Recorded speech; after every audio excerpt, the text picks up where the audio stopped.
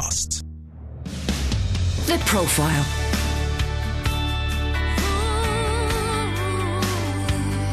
You're listening to Premier Christian Radio.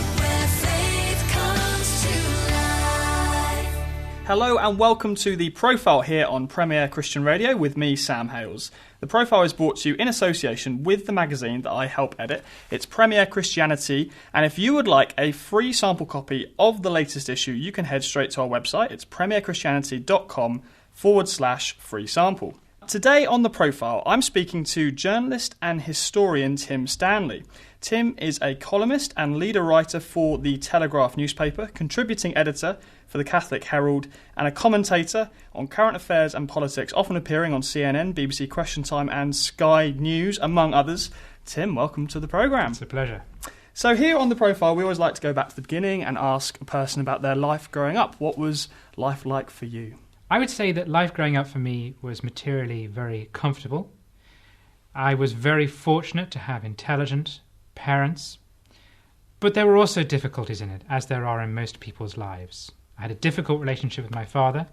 We had a period of almost poverty when he was unemployed. I saw a lot of things. It all left a big impression. I would say, on balance, I'm an incredibly privileged and lucky person, but I think I also understand some of the things that other people go through. And this led to, ultimately, you going off to university, and not just any university, but Cambridge. So you must have been incredibly not only lucky in your education, but have known from a young age that, the intellectual side of you was substantial enough to warrant going to one of the best universities in the country. I wouldn't say that I always knew I was going to go there, but I always had a sense of it was possible, and that I could if I wanted to and if I applied myself to it. I was very fortunate in that my family were intellectual. They were people who read a lot, they watched films, they appreciated art. My grandmother financed piano lessons for me. So there was always conversation, argument, and debate in my household, which meant that when it came to imagining what was possible, I was given the tools, I was given the background that meant that I could see the sky as the limit. And where did your first encounter with Christianity come in? Was that as a child as well? So my family's religious background is very complicated. My father's side are just bog standard Anglicans, but he wasn't religious at all. My mother's side are far more colourful. So my grandparents were Christian spiritualists. They believe that you talk to the dead. And they came from a long line of Protestants. They came from Methodists. They came from Huguenots stretching way back. So when I was being raised, there was a lot of religion. There was a lot of spirituality in the household. And it was always a given that God existed. But in that very bourgeois, bohemian way, we were all on a constant journey to discover exactly what God looked like and what was the best way to speak to him. My mother chose to join a Baptist church, and the family all went there. It was only me and the family, me, my father, my mother, we all became Baptists. Baptists, of course, are not christened when they're children. They're not baptized. You wait until an age where you have the conscience and the free will to be able to do it. So I was raised in a household that was very religiously eclectic, that was very open and articulate about it, but which also had settled upon this particular variety of evangelical Christianity, is its way of expressing it. And I would say as a teenager that I hated it. Right. I was immersed in it. I even played piano in the church, so I was clearly an important part of the community, but I totally rebelled against it. And I became a Marxist, I became an atheist, I totally rejected it, which I'm not embarrassed by. That's what teenagers tend to do. That's perfectly normal. And somewhere along the way, I ended up coming back to it in a different form. But the consequence is that in England, if you say that you're not just a believer in God, but you're interested in God, people often assume that means you're slightly crazy. That's because it's just simply not, it's not as an immersive experience within British culture anymore. But it was for me growing up. And that's one of those things where I would say that for any difficulties there were in my youth, one immense privilege was I was raised to believe that there could be a God. So that rebellion where you left behind that sort of evangelical Baptist belief that you've been brought up in, Was that an intellectual thing, like you just couldn't believe that God existed, or was this more just a sort of rebellion against your family, like, as you say, a lot of teenagers do? When it comes to teenagers, you've got hormones in there. You've got just a desire to disobey your parents. You've also got boredom, the inability to be bored. And if you're not totally into evangelical Christianity, those services which last 2 or 3 hours can actually start to get a bit boring after a while. So I'd say there's a lot of very simple, childish stuff. But yes, there was an element of the intellectual as well, which was that I was in rebellion against what I saw as an oppressive British society. This is the 1990s. And there were lots of elements of it which were deeply conservative, very backwards looking, very reactionary, and I suppose I lumped Christianity into all of that. I saw it as part of a cozy power structure that kept us all down.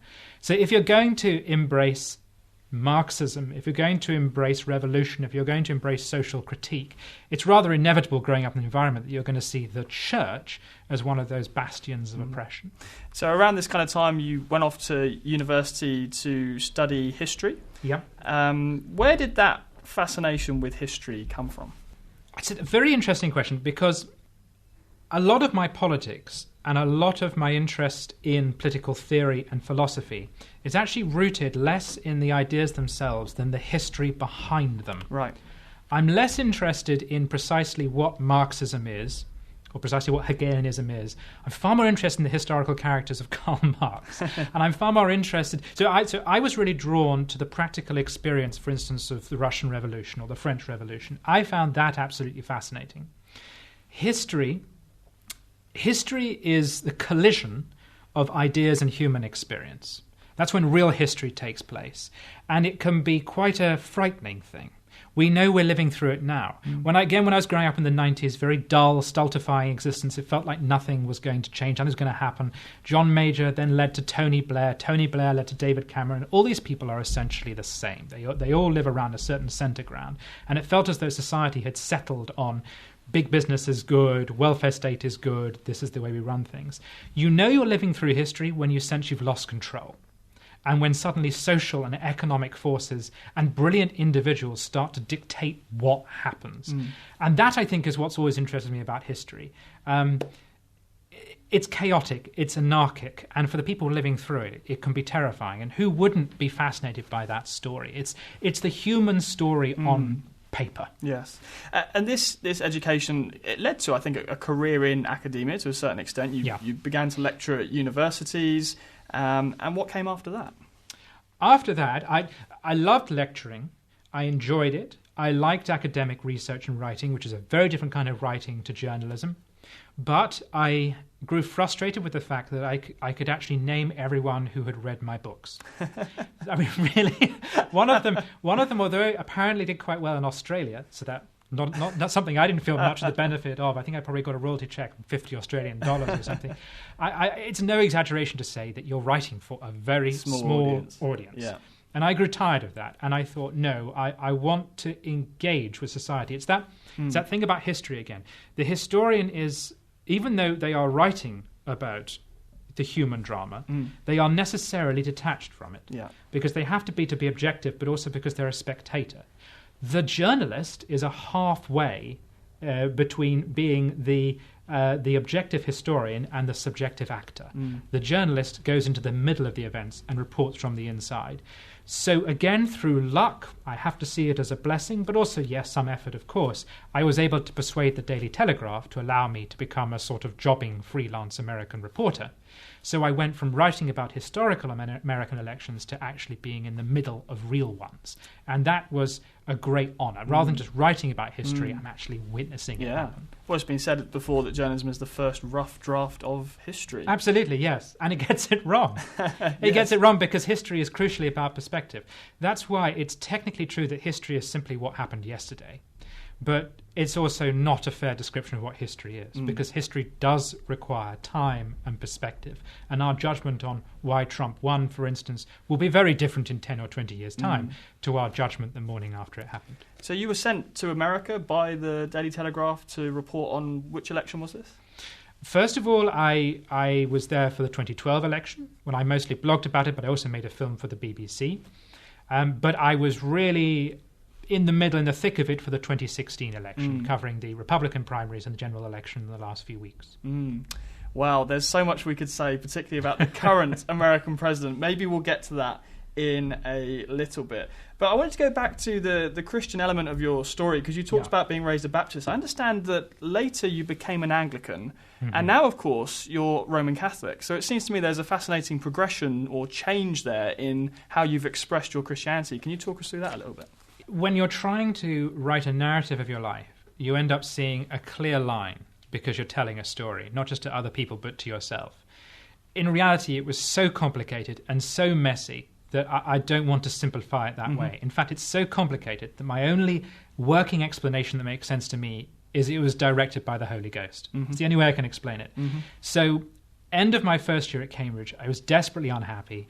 I hated Cambridge, hated being away from my family. There was something wrong, something missing. And I started studying early modern history, and I was studying the Civil War, and I became just drawn into these fascinating debates about the nature of faith and belief in the 17th century. And I started to visit English Anglican churches. And I would get on my bicycle, because I couldn't drive, and I would cycle out to villages, and I would just spend hours studying I just found it so fascinating. And I realized that actually I wanted to believe, and that I wanted to understand what it is that other people believed in. So at this point, you were an atheist. I was still an atheist. You'd rejected the Marxist upbringing. atheist, no belief in God whatsoever. But there was something that I wanted to understand, in that same way that you might visit Moscow to understand the October Revolution. I wanted to understand where people were coming from. So I exposed myself to it. I immersed myself in it, and something about it started to speak to me and make sense. Now, I was at Cambridge. Apart from the Evangelical Student Union, I wasn't going to join that because I just didn't want to go evangelical again. The Anglicans were the only ones. The chaplaincies were the only ones who I could have this conversation with and begin this journey with. So, yes, I became an Anglican. I was christened. I regard that as a tremendous privilege, and I'm very grateful to the priest at Little St Mary's, Cambridge, who received me into the Anglican Church. But almost within minutes of having done it, I knew that I had crossed a threshold, but I wasn't all the way into home. I wasn't quite there yet. And it was only through further reading, further study, further conversation that I realized, to me, it makes logical sense, but also on some level I still can't quite understand. It makes emotional sense that the church established through St. Peter, the Church of Rome, is the church that I should have been in. So I was an Anglican for maybe 1 or 2 years. At the end of that, I began private instruction with a priest, and I converted to the Roman Catholics. And by the way, I did it without telling anyone. Right. I did it privately because I didn't want people to think that it was a brideshead thing. I didn't want people to think that I was surrounded by Catholic fogies who had compelled me or convinced me to do it. It was nothing like that at all. Yeah. It seemed to me to be the natural final step to take. And the measure that it was the right step, because people can think if you've been all these different things that maybe you just can't make your mind up. But I think the measure of the fact that it was the final step is it's now 11 years since I did it. And nothing else has appealed to me since. So I think I'm home. Very good. Do you ever wonder, though, what your life would look like if you'd stayed as that Marxist atheist student in terms of your beliefs? I guess both religious. I'd be a Labour MP. Would you? I've no doubt about that at all. I'd be a Labour MP. That was the path I was on. I ran for Parliament for my hometown in 2005. I was respectable. I had written left-wing histories, not quite Marxist, but left-wing histories, which were very well received.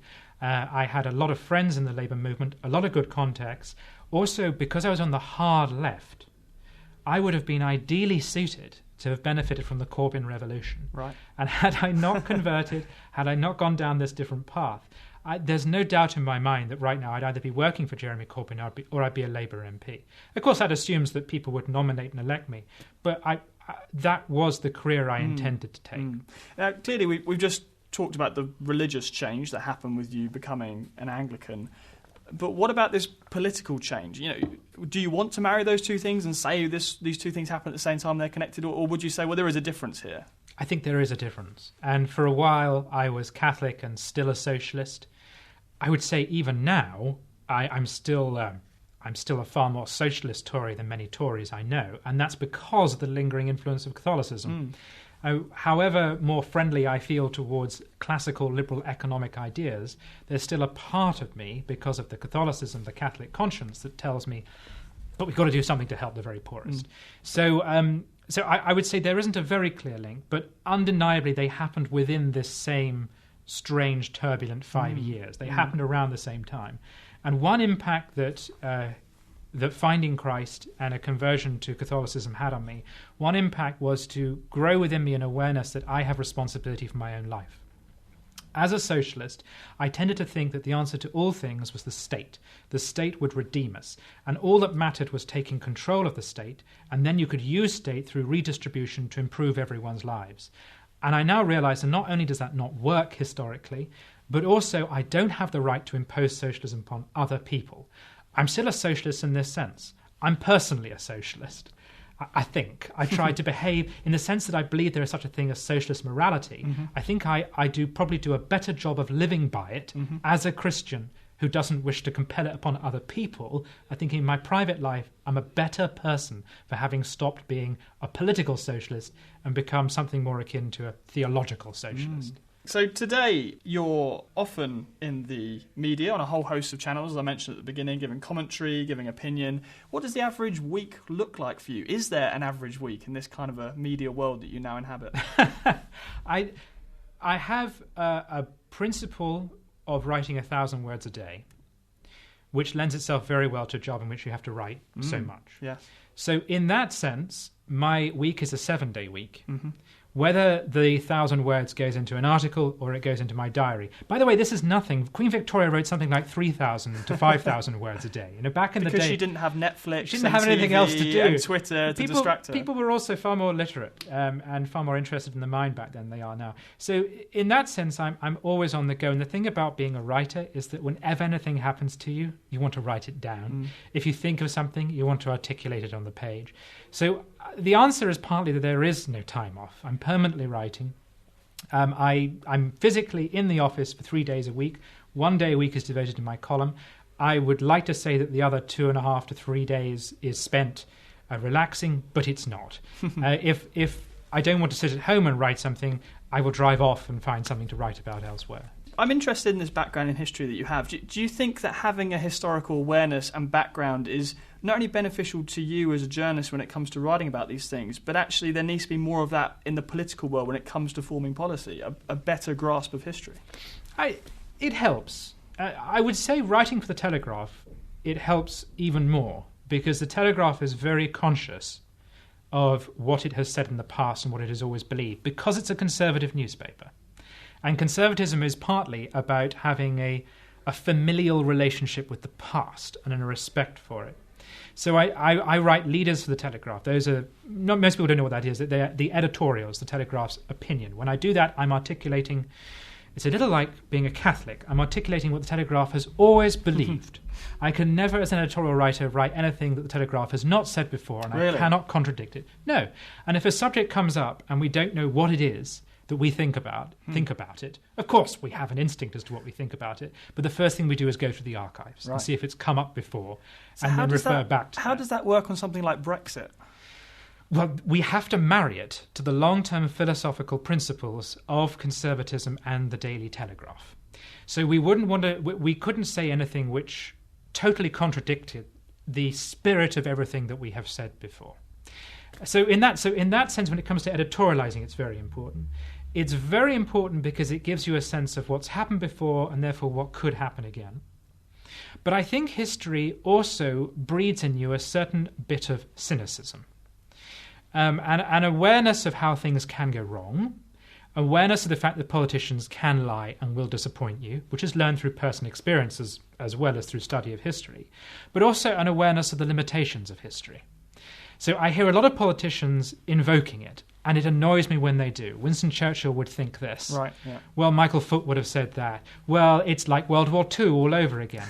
It's really not. Yeah. Everything happens in its own context and on its own terms. History appears to repeat from the outside, but actually it always happens on its own terms. And therefore, when you see the Brexit debate, as a historian, that actually empowers me to be a little more cynical, and I would like to think a little more nuanced about one's interpretation of Brexit in relation to British history. This is not World War II. This is not Dunkirk, etc., etc. And I mean that in the sense not only of this is not a glorious thing, this is our Dunkirk, we're going to leave Europe and win a existential war, but I also mean it in the sense of this is not a disaster. It needn't be a disaster. Just because something's been a disaster before doesn't mean it has to be a disaster again. A lot of people study history and they end up becoming prisoners of it. So they say, this is like World War I. Therefore, World War I is around the corner. No. Look at it this way. Here's what went wrong in World War I. So here's what we don't do next time. Right. But I fear that people actually see themselves as being trapped in cycles of history that they're doomed to repeat, and they're really not. Is there a clash, though, when you come down and you're going to write a leader article, you're going to write this editorial for the Daily Telegraph, and you're aware of what the Telegraph has historically believed. Is there ever a clash between that and your personal moral or faith convictions? Absolutely. Of course there will be. That's my job, to articulate what the Telegraph thinks. And I'm absolutely fine with that because that's what I'm paid to do. I have no right to gripe or complain. If I do feel that strongly about it, I should resign. If there was an editorial which took a line that I felt very strongly about when it comes to faith and morals, I would ask that I didn't have to write it. That hasn't yet come up. If it did, I actually trust them that they would say that's fine, you don't have to. If they didn't, if it became a disciplinary issue, then I would walk away from it. But I'm very fortunate that the Telegraph is a sensible paper, that aside from the fact that my philosophy generally accords with what it believes, it's also a paper that doesn't say outrageous or particularly radical things, because the very nature of English Toryism is to avoid both outrageousness and radicalism. You've joined us at a time where another well-known Catholic figure has been taken to task in the media for expressing traditional Christian views. I'm talking about Jacob Rees Mogg, was grilled by Piers Morgan on Good Morning Britain just this week about abortion and same-sex marriage. Do you think it's becoming harder to express historic Christian perspectives in today's culture? No. Whenever we have this debate of what's it like to be a Christian now, we've got to remember what it was like to be a Christian in the past. In the early years of the church, the apostles were crucified upside down for proselytizing Jesus Christ. This doesn't compare. This doesn't compare to what's taking place in the Middle East. We have to keep some perspective. And we as Christians benefit from the fact that we have a legal system and a democratic system which broadly allows everyone to express their opinions so long as they don't try to incite violence. So we need to keep perspective. It's becoming difficult in the sense that expressing Christian opinions increasingly has consequences. People always, when they're discussing free speech, they always say, you have no right to shout fire in a crowded theatre. Actually, you have absolutely every right to shout fire in a crowded theatre, so long as you understand that someone will either punch you or you'll be arrested. In other words, there are consequences. Yeah. So I don't think it's becoming harder to articulate Christian views, but the consequences are growing. And that's why the Jacob Rees Mogg remarks are so important, because he went on a very popular programme, he articulated a Catholic point of view, and he articulated an uncompromising Catholic point of view. Particularly on abortion, he said it is simply morally indefensible, even in cases of rape and incest. The interesting question isn't can he articulate it, he just did. The interesting question is, will he get a job in the government? Will he suffer at the ballot box? Will he be banned from appearing on comedy programmes, which he's been doing so much, like Have I Got News for You? And will it mean he certainly can't be Prime Minister? That's the interesting test. If he survives it, if there's a sense that his popularity hasn't been dented, I regard that as a win for Catholics. But it seems that Tim Farron, when he was faced with similar questions, it appears, some people have said, well, he basically was forced to do a bit of a U-turn on some of these issues and say things that previously he wasn't saying, and ultimately the sort of Christian side of this didn't win at all. He felt forced to resign. Is the same thing going to happen to Jacob Rees Mogg? There were two reasons why Farron was a little bit different. Three reasons why Farron was different. One, he comes from a party which today defines itself as being aggressively socially liberal. Didn't used to, does now. Second, he appeared to equivocate in his answers, and I think the public would have respected him more if he'd just said, I don't believe these questions are any of the interviewer's business, or I take a strong Christian view. This is what it is, but I'm not going to legislate. But instead, he equivocated. I think he was trying not to offend people. I think he was genuinely trying to walk a line, which is a very Christian thing to do, by the way. Christians are always being hoisted by their own petard that they're too nice. Friedrich Nietzsche was quite right. Christianity is undermined by its obsession with not offending anyone or causing any harm. So that was the second reason. But the third, and I think most important, I think most overlooked reason why Farron came unstuck, and I suspect Mogg won't, is that there's more prejudice in this country against evangelical belief than there is against Catholic belief. And that's because many people will think of Mogg's remarks, he's simply saying what he's been told to say by the Catholic Church. That's the way a lot of English people see the Catholic Church. It teaches people what to say. They say it. He might not even really believe in it. He's just a Catholic. And that's why there are so many Catholics in Parliament and no one ever asks them questions about their private views. Right. Evangelicals are not held up to that standard. People regard evangelicals as creepy and weird and fanatics. Now, I have this privilege, as I said at the beginning, of growing up in an evangelical household. I know that they are fantastically biblically literate and that the positions they hold are based upon a rigorous assessment of the Gospels, life experience, and their own conscience. But unfortunately, Tim Farron discovered that the public generally doesn't have that view of evangelicals. Up until now, Mogg has been treated as... and I like him. This isn't a criticism, but he's been treated as an eccentric and as a throwback. There's a possibility now that people realise what he believes and that he means it, that he'll simply be regarded as not just an anachronism, but dangerous, bigoted, and someone who people aren't keen to be seen cozying up to and laughing with and being friends with. That, to me, is the big test. Of course, you can come from a Catholic home, you can be christened and confirmed a Catholic, and you can have views which are un-Catholic. That's absolutely right. But you cannot call yourself a Catholic politician. But too many people do. Right. Too many people define themselves by that, and they will try and get votes at churches. They'll try and be friendly to the local priests or the local nuns. They will play that card. That irritates me. Right, That really gets on my nerves. That to me is a misappropriation of religion. If you're going into politics on the basis of a philosophy which is informed by Catholicism, let it be properly and openly informed by it, not just something you're using at election time. Well, that brings us to the end of part one of today's interview with Tim Stanley, but join us for the rest of our conversation. We'll be back right after this. The Profile.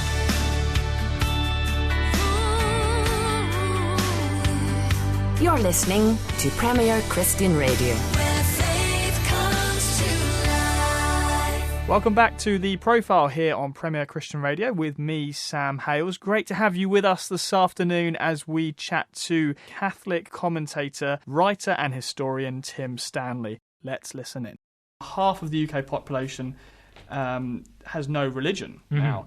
And so is what we've seen there the kind of death of nominalism? And you mentioned some of these Catholics who perhaps claim to have that kind of Catholic heritage and background, but really it's quite nominal. It's not really driving their policy. Is that what we should take from this latest survey? Because some people looked at this and said this is terrible news for the church. You know, Christianity is on its way out. Is Christianity on its way out, or is it just nominalism dying? No. You're absolutely right. There's this very strange contradiction between the polls and what you see in churches. And what I personally see in churches of all different stripes, including Anglicans, who are so often written off for some reason, is I'm seeing growing congregations, but crucially more actively engaged and enthusiastic congregations. You're seeing in some parts of the world a spike in people entering the priesthood. Scotland, I think, has recently done very well when it comes to getting ordinands. So there's a contradiction between that. And I suspect you're right. I think that what's happening is that in the past, people would have defined themselves, particularly if they had a strong family tradition of being Catholic. They would have said, I am a Catholic, without it really meaning they even went to Mass or believed in God. It's simply who they are. That's changing, that's falling away. But again, to go back to the history, nothing unusual about that in English society. Really, since the 17th century onwards, we've had a crisis of church attendance. The English are not big churchgoers. They never have been. And if you did judge it upon the fate of church congregations, then you would have judged that England lost its faith almost completely in the late 18th century. Turnout was very low, taking communion was very low, people wrote of a terrible crisis. They were dealing with the rise of atheism. Middle of the 19th century, they had to deal with Darwinism. They had to deal with a rupture within the church, between the Anglican Church, between Anglo-Catholics and the more evangelical wing. Mm-hmm. This is nothing new. Mm-hmm. So I think the church is historically, actually, if not in a good shape, I think there are still strong foundations for the church to build on. But what would happen if this decline continues? If, say, you look at some of the projections people are saying, if this rate of decline continues in 40 or 50 years, that would have a knock-on effect for wider society, wouldn't it? I think it's already having an effect. I mean, look, to me, to me, a lot of Christianity it's a Jewish cult, right? That's where it begins. And it has that rabbinical tradition of constant debate and reassessment of the law. It's about the evolution of a conscience. We believe that you are given a conscience by God, but the exercise of that conscience is a discipline. The constant, rigorous asking yourself, is this the right thing to do? Is that the wrong thing to do? Personally, as a Christian, sometimes I actually feel almost paralyzed by this. You might call it Catholic guilt, I would call it the conscience. Always asking myself, what should I today be doing that's right? The erosion of that's what concerns me. I mean, I would love to save souls. I'd love to see everyone be a Christian, but I can't make an argument for that in wider society, because if you just don't get it, you don't get it, and people won't see the appeal of that. But what I would say to people is that if you see a decline in interest in religion and religious identification, you're going to lose that Judeo-Christian obsession with the conscience, which I think has been an immeasurable benefit to Western society and the world. It's one of the reasons why we're a liberal democracy today. We're a far more Christian society today than we were, say, 500 years ago, in the sense of far more tolerant, charitable, and we're using technology and science to help people. That's building upon that Judeo-Christian foundation of the obsession with the conscience. And I fear if we lose that engagement with religion and with its ethical tradition, I fear we'll lose that sense of the importance of the conscience. And I think in small ways at the edges of society we're seeing that. I think we're seeing it in the rise of euthanasia in the Benelux countries. I think we see it in the numbers when it comes to abortion. We see it in the way the public talks about refugees, the homeless. You see it in the conditions at Grenfell Tower, the terrible urban poverty that exists in parts of this country. I see that as being somewhat down to the fraying of that religious conscience. Some people have said that there is a problem, though, with the media and understanding Christianity. In fact, you made a comment about how evangelicals are often asked about gay marriage, but you said, rightly, I think, as well, that Muslims are also always asked about ISIS. Yes. Jews are asked about the state of Israel, and Catholics, of course, as we've just seen this week, are often asked about abortion. So is there a problem in the media? Is there a sort of lazy journalism where we just fall into stereotypes of thinking, well, Tim's a Catholic, I need to ask him about abortion? It's a desire to find a subject which is going to get people to watch. It is the media being out of touch with religion and not terribly well educated in it. I was fascinated by the Good Morning Britain interview with Jacob Rees Mogg when there was a moment that Piers Morgan said, well, I'm a Catholic and I'm all for gay marriage. Well, I don't want to put myself in the position of telling people if they are or they're not a Catholic, but he needs to go back and read the Catechism of the Catholic Church, because he will find... Are you seriously suggesting he doesn't do that each night? As his bedtime reading? But obviously something's gone wrong, that he thinks he can with authority say, well, I'm a Catholic, and I think I can speak for many Catholics when I say we're absolutely fine with it. That implies that the media has fallen out of touch with what religion is, and that's down to a lack of religious education. It's down to some prejudice. As you say, evangelicals, it's always about sex. Catholics, it's always about abortion. But also, it's a failure, it's a dearth of imagination. If I was to meet Jacob Rees Mogg, and I also have him in an interview, what is the point of asking him about an element of doctrine that we know he's already signed up to, which he's already talked about elsewhere? I would say to him, how do you square your views on immigration with what Pope Francis says? That, to me, is a far more interesting and challenging question to put to a Catholic conservative than what are your views on gay marriage, which we already know. So it's partly the media doesn't actually know the right questions to ask. So is there no journalistic duty of me right now to ask really hard questions about your personal morality as a Catholic? Is there not an element of, as a journalist, you have to sort of get to the juicy story and people are talking about sex or people are talking about abortion and I want to get a decent quote out of you? Is there nothing to be said for that? It's understandable, and as the two interviewers said, you're going to be asked about this because you're interested in becoming Prime Minister. Personally, I think it's irrelevant and boring. But that maybe that's because I was raised in a religious household, because I am religious. I just know what the views are on these things, and they don't particularly interest me. There is so much more that's more interesting about Christianity, Islam, Sikhism, Hinduism than where we all stand on abortion. And I just find it frustrating that journalists don't ask about that. Going back to your own media career, I know you've been on BBC Question Time as a panellist a few times. Were you nervous going into that, what has been termed a lion's den by others who've been on that programme before? I'm generally almost sociopathically calm when I do these things. But there are two programmes which I'm always nervous about. And one is Newsnight. Okay. Because regardless of what people say on Twitter, the standard of journalism is very high.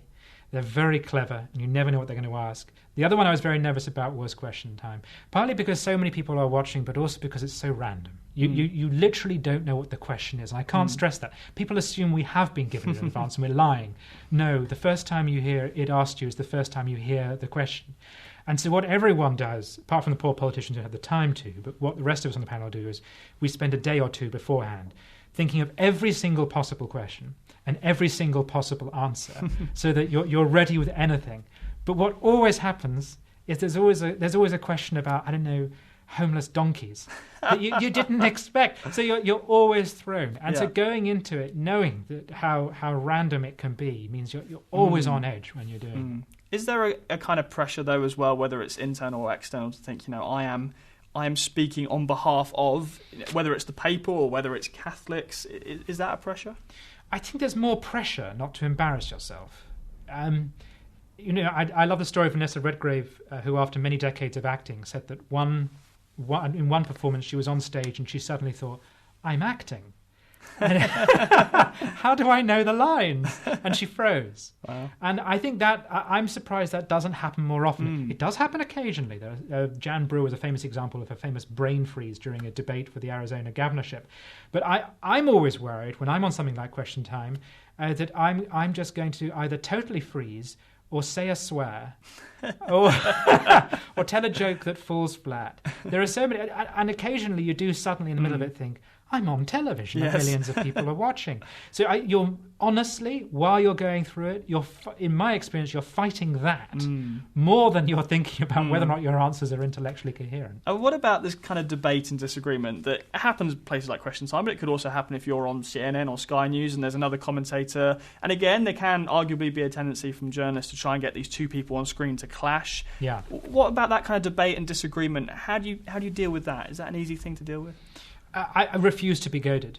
When I started and I was younger, I would occasionally be drawn, and I can remember the two occasions in which I lost my temper on air, and I'm embarrassed by them. Of course, no one knows, and they'll have been wiped from the record by now. And I didn't lose my temper that much. But to me, whenever you're on TV or radio, what actually is you clearing your throat sounds to you like an earthquake, but it's not. So on the basis of that experience, but also on the basis of this conscience thing. I'm aware that people are watching. I'm trying to set a tone. I'm trying to prove that we don't have to hate each other. I really go out of my way not to be goaded, to refuse to be goaded. And I find that 99.9% of people, when they realize this is someone who doesn't want to have a fight, they recognize that, they appreciate it, and you end up having an intelligent conversation. So it's down to interviewees to refuse to do that, I think. And by the way, I was personally very affected by the death of Joe Cox during the Brexit referendum. Very affected by that. And since then, I have tried much harder in my writing and in my broadcasting to be a lot cooler, more forgiving, and more rational, because we have a real responsibility to do that, because we're setting the tone. Do you ever switch off from the news cycle? Oh, yeah, absolutely, I do. And if I'm going to take a day off, I take a day off, and I don't look at online, I don't look at newspapers or anything like that. And sometimes my colleagues are horrified, because I will come back after a weekend or a holiday, and I literally won't know what's happened or understand anything. And they'll sort of say, "What about Emmanuel Macron?" I say, "Who?" It's when I detox, I totally detox. For how long? Just 24 hours, or? Oh, it can vary. If I'm taking a 2-week holiday, then I've got an incredible discipline. I can totally disengage. But it is addictive. It certainly is addictive. And one person who's made it more difficult to disengage is Donald Trump. Really? Because there's always something every half an hour. There is, but I think with Donald Trump as well, some have said that, particularly again on Twitter, it's almost like people are looking for something to criticise now. It's not just that people are kicking off over the big announcements, it's that, he didn't put a comma in the right place or he spelt something wrong and suddenly people are attacking him. Have parts of that side of the political spectrum almost lost their minds over this and started just to try and find anything to criticise in Trump? Yes, I think that's absolutely correct. I mean, the famous one is his reaction to the Charlottesville riot, where he condemned racism and violence on many sides. You can tell if you watch the clip back that remark was him making it up as he went along, which is a classic Trump thing, to read a stump speech and then just start adding, which I disagree with. That's even to the words wow, that's very on many sides. Well, I spent so much. It feels like I spent so much time with him. So those 3 words came to define his entire response to Charlottesville. Now, I would say his response was inadequate. It was unpresidential. Mm-hmm. It didn't fit with what you're supposed to do when you are president of the United States, or what he should have said. Nevertheless, the fact that people jumped from that to concluding, in some cases, that he was a white supremacist or was a neo-Nazi, it's not only absurd, but on some level, it's intellectually offensive. Because Donald Trump, I have to keep on reminding people this, has Jewish grandchildren, right? And I've studied him. Most of the people writing this will not have the same familiarity with his personal biography and narrative. And I have to say, I've reached the conclusion that one can be subconsciously racist, and he may well be, but I don't think he's consciously racist. It's very difficult in his personal biography to find evidence that he is. He's many things, but I don't think he's that. How do you explain the 80-something% of white evangelicals who voted for him? A lot of it's not religious. A lot of those people, as we were talking about earlier about where you're brought up, that's how you define yourself. A lot of those people you will find don't attend church regularly. They will call themselves white evangelical Christians. Doesn't necessarily mean that they are particularly religious, so we shouldn't read too much into it. I think it's more significant that a majority of white people voted for Trump. Right. And America is a Protestant country, therefore that inevitably means that a significant chunk of white Protestants voted for him. But those are people who are angry about the state of the roads. They're angry about jobs disappearing. Again, we have a habit of reading everything through that prism of religion, that prism of culture.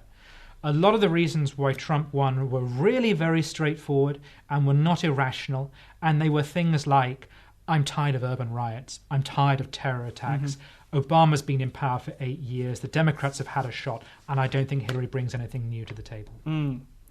What's been the best day of your career and the worst day? So I think the most extraordinary, and I keep using this word privilege, I feel that one has to recognise one's luck. The most extraordinary day for me, having spent years studying the American presidency, was that when the Telegraph sent me to write a report on the inauguration, and I was given the ticket for the inauguration, it wasn't until I got there that I discovered I was literally in the front row. And I was sitting directly beneath Donald Trump. And I got to see the inauguration of a president, regardless of which one it was. I would have been just as thrilled had it been Barack Obama. Yeah. That's very unjournalistic to admit, but really it was extraordinary. And the only problem with that was that this is giving away a trade secret, but there are many people for whom we write obituaries in advance. And I had been sent an obituary for Trump, a sort of very early rough draft. And I was discussing, well, what do you think is going to happen? And some journalists said, well, our theory is if anyone's going to try and take him out, it'll be a drone attack at the inauguration. And I thought, how typical. Highest point in my career, and it's actually the one which exposes me to the greatest risk. So I was sitting there throughout the whole thing just praying that nothing happened to this man, because if it did, I'd have been one of the ones taken out. So I think that was the best day in my career. The worst day in my career, I mentioned it earlier.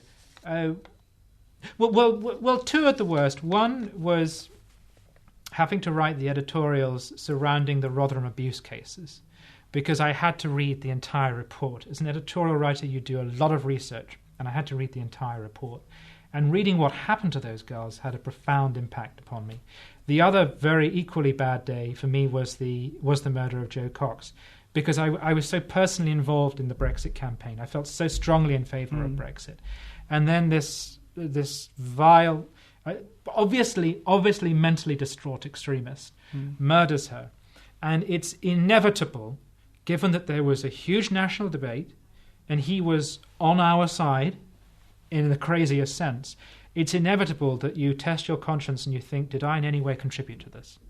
Did what I write in any way affect this outcome? Now, of course it didn't. It didn't. But it was, I think, one of the darkest 24 hours of my life in which I really thought very hard about walking away from journalism and writing. And I had actually told myself that if we lost the referendum, I had already decided that if we lost the referendum, I was going to think about quitting journalism and going back into the media anyway, because I found the whole campaign so unpleasant. But that 24 hours really was the darkest for me when I really did think, there's such a huge responsibility with writing, do I want it? I think that's the closest I came to thinking I would walk away from it altogether. Are you as in favour of Brexit now as when you were perhaps during that campaign and on the day itself when you voted to leave? I absolutely am. I see that nothing has changed. Materially, nothing has changed. In fact, if anything, I'm surprised that there hasn't been greater economic and political fallout from Brexit. Well, there were predictions, of course, that by now our entire economy would have crashed. Yes, and that there would have to be an emergency budget and things like that. I always argued that, as I always say to people, I beg your pardon, I didn't promise you a rose garden. I always argued that it was a risk of voting for Brexit, but also that on balance, I genuinely believe the clawing back of parliamentary sovereignty, some deregulation of the economy, I felt that outweighed the risk. Some have criticised the government's current position on what's known as the Henry VIII clauses. This means that the government now can make its own decisions on the withdrawal from the EU bill and avoid the usual parliamentary scrutiny. What's your take on that? It's an extraordinary job repatriating all this law from the EU to the UK. If you don't do it quickly and efficiently, you could end up in a situation where we leave the EU, and because so much of our law refers to the EU or relates to EU institutions, the law is suddenly redundant and doesn't work. The point of these so-called Henry VIII clauses is to empower the government to just do this as quickly and efficiently as possible. Because of the speed, they actually won't be changing the law in terms of how it actually affects your life. There is no plan on the part of the government whatsoever to rewrite these laws in terms of its effect. It's a question of rubbing out the word EU and replacing it with the word Britain. Okay, I understand why some people are raising concerns about that, but I suspect they're doing that because they're against Brexit. Well, the counter-argument would be more like, you're someone who supported leaving the EU because you wanted to regain control, parliamentary sovereignty. Yes. And yet, now that you have parliamentary sovereignty, you're not including Parliament. You're allowing the government to steamroll ahead and ignore the usual checks and balances. Deal with it. We were talking earlier about history, I think, breeds a certain degree of cynicism. In the same way that when Mary Tudor came to the throne and wanted to overturn the Reformation in England, the only way she could do it was through using Parliament, even though she hated that. So she had to accept the royal supremacy in order to undo the royal supremacy. Likewise, to me, this is a short-term compromise. I'm not that bothered by it, whereby we have to empower the executive in order, in the long run, to hand power over to Parliament. So I just see this as a question of a paradox, and Catholics deal with paradoxes all the time. What do you do to relax, to switch off from? I read a lot. I read a great deal of fiction. I adore movies, not just in the sense of eating some ice cream and switching off in front of Ghostbusters. I'm a big fan of foreign film, French film in particular, and Italian film too. So there's a lot of cultural stuff going on. I jog. These are all very introverted things to do. I acknowledge that, but I jog quite a lot as well. Do you describe yourself as an introvert? Oh, absolutely. And it is sometimes agony to go out in public. Really? It's a distraction. It's a waste of my time. And there's so much to be anxious about. But you don't just go out in public. You sit down in front of a TV camera and broadcast to millions of people. That's even more than going out in public. That's quite substantial, isn't it? Because I sense I have to. I sense I have to. I have a responsibility to contribute. And that's partly to do with religion. That's partly out of a sense of patriotic responsibility. I mean, again, I hate to use it again, but it's a word that's come up time and time again in this interview. Privilege and luck. I regard myself as a very privileged person, and I have a responsibility to be engaged with my country and to try to affect it and shape it in some way. It's not good enough. I could just stick to my diary. I could just stick to my personal religious life and my own prayer. I could stick to that, but I don't think that's enough. I think I have a responsibility to get involved, even though, honestly, at times, as a natural introvert and naturally shy person, I really do have to force myself. What's the biggest misconception that evangelicals have of Catholics? Oh, that they worship statues. And it's wonderful. I mean, I go back and forth between the two all the time because my mum remains a committed Baptist, and I go back and forth, and I hear things all the time. And you know what? Catholics have prejudices too. As I think I said earlier, Catholics think that evangelicals don't understand the Bible or are not very theologically literate. Au contraire, they understand it very, very well, and can be highly intelligent people. But I think one of the biggest prejudices is this idea that the outward forms of Catholicism are what we worship. That we worship Mary thinking she is an equal to Jesus, that we worship the rosary beads, or we worship the Pope. We think the Pope is literally God's man on earth and can do no wrong and isn't a human being, is almost divine. They have lots of false conceptions like that, and they're very easily challenged, and they have to be challenged because increasingly the great divide in the world today is not between denominations or even between religions. It's between people who, as I said earlier, take the concept of conscience seriously and those who don't want to have to bother. But this October will be 500 years since the beginning of the Protestant Reformation. Yes. Whether or not Martin Luther actually nailed anything to a door is obviously up for debate. But nevertheless, it's an interesting time to be thinking about the relationship between Protestants and Catholics. And interesting question for you, because you started off in your religious history, if I can put it that way, on the Protestant side. You're now a Catholic. So I'd love to know from you, how important do you think the current distinctions are between Protestantism and Catholicism? Because there are some who want to see these two churches united, and there are others that say that will never happen, and actually the distinctions are really quite important theologically. I'm very happy to see them reunited, but it has to be reunited on the terms of what we Catholics would call the truth with a capital T.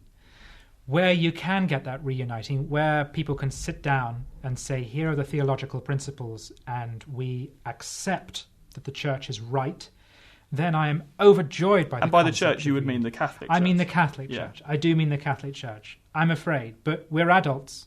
We can acknowledge our differences. And I can say openly that I regard Lutheranism as a heresy. Right? Having said that, it comes from the same root. It comes from the same root. In the same way, I would argue, and there are some Catholics who won't like to hear me saying this, but in the same way, Judaism and Islam come from the same root, being religions of the book. They are, at their centre, is an attempt to understand God. And they both share certain foundational principles that come from the same origin. And that is why the dialogue between them will always be different and respectful, and must be respectful, and is a dialogue of attempted conversion. Both are trying to win each other over to their point of view. I hold on to my truth. This is the truth revealed through the church. This is the church established by Jesus Christ, through St. Peter, as far as I'm concerned. But that dialogue is born out of a recognition that we're part of a splintered family. I hope that's what that dialogue is framed by. Well, sadly, we're out of time, but just before we end, what is next for you? Is there another project? I know you've done written many books and documentaries. Is there anything on the horizon for you you're excited about at the moment? I do need to write another book. It is important. I suspect it will be something about conservatism in the last few years in the United States. There is so much to say about George W. Bush, the Tea Party, and how we got to Donald Trump. No one's yet saying it because there's so much happening right now. People are focusing upon the immediate and the present. That's understandable. But I'm increasingly, I can feel it niggling at the back of my mind. I'm developing this obsession with how on earth do we get from George W. Bush to Donald Trump? And that might be the next big project, trying to write the history of that. Well, it's a question many people are asking, so we look forward to hearing your answer in the future. Tim Stanley, for now, thank you very much for coming in and talking to us. Thank you. Well, there you have it. That was my interview with Tim Stanley this afternoon on The Profile. Do hope you enjoyed that. If you would like to hear more interviews that we've conducted with leading Christians, both in this country and abroad, why not head to the website premierchristianradio.com/The Profile. You can access past shows and also download The Profile as a podcast. Sadly, that's all we've got time for today. I am going to leave you now and hand over to Dave Rose, who's coming up next with Premier Playback. Just before I go, though, a reminder, you can get the very latest issue of Premier Christianity magazine for free. If you would like to have a look at the magazine that I helped put together, there's some great articles, news, features and columnists. Just head to premierchristianity.com/free sample. We'll be back next week, but for now, time to say goodbye. Hope you have a great rest of your weekend.